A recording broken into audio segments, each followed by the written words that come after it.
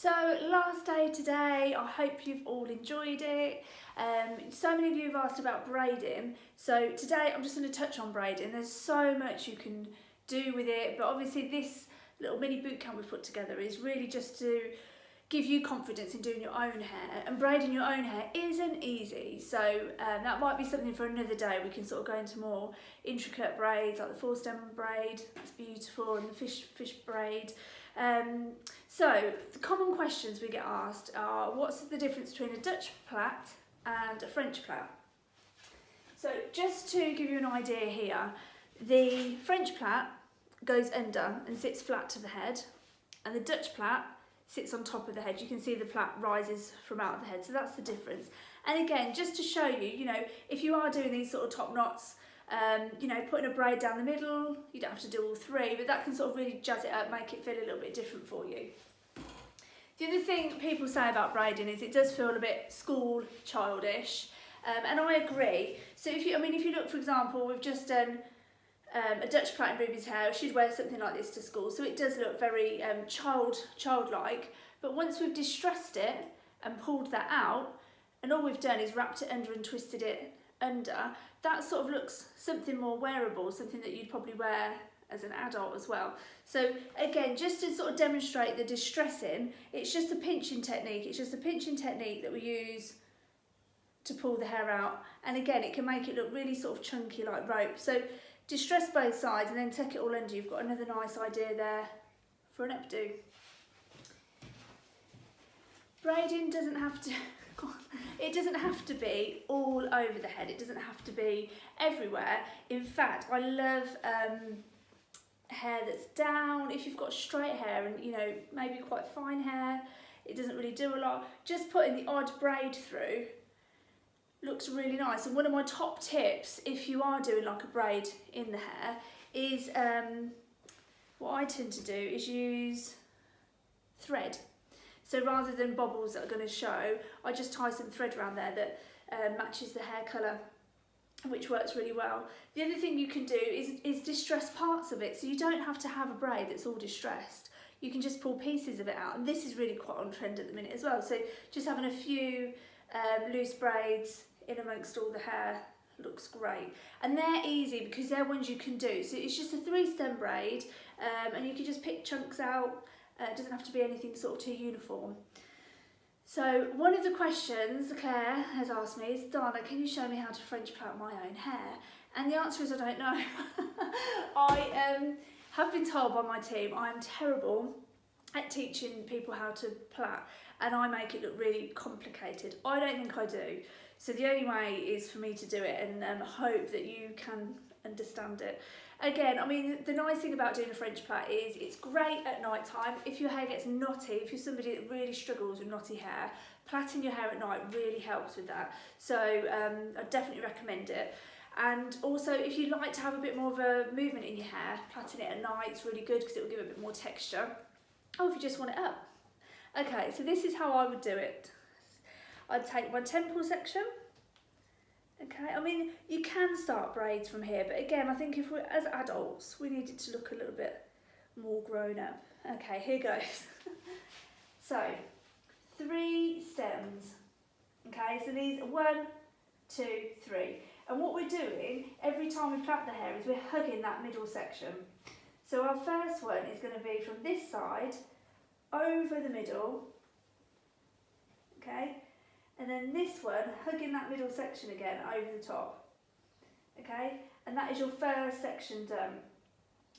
So what we would do is take some hair up from the side and put it into that outside stem, and then we'd go back over the middle stem, so you've got a new middle part.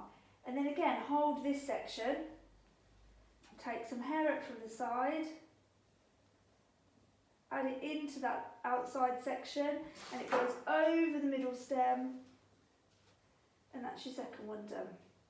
Okay, so another section from the side, that just gets added in to this section, which goes over the middle, pull the middle one out, and then we're going to add into this section here. Okay, and that will go over the middle.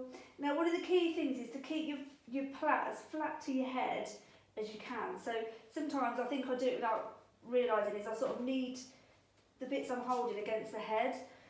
Another section here. Okay. Don't worry if you've got layered hair like me and bits fall out. The great thing with plaiting is you can kind of tuck it under all the plaiting and you don't notice it. Over the top. Okay. So I've got these shorter pieces underneath, but that's okay. Okay, nearly there. Now, so this is a French plait.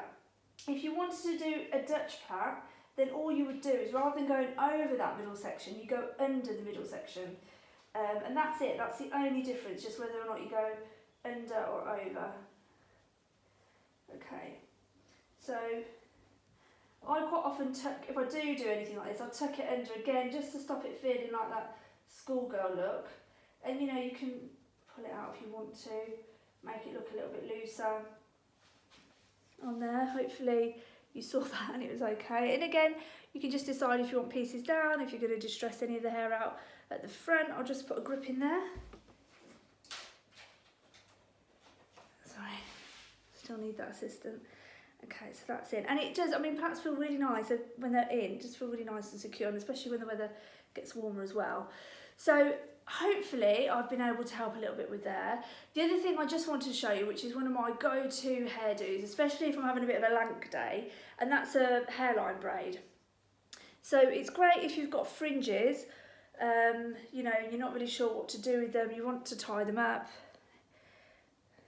So we just take that section, okay, and all you're doing, again, 3-stem braid, but do it facing your mirror. Don't worry about having to try and get your angle and plait backwards. Do it as if, you know, you can see the 3 stems. So stem 1, stem 2, and stem 3.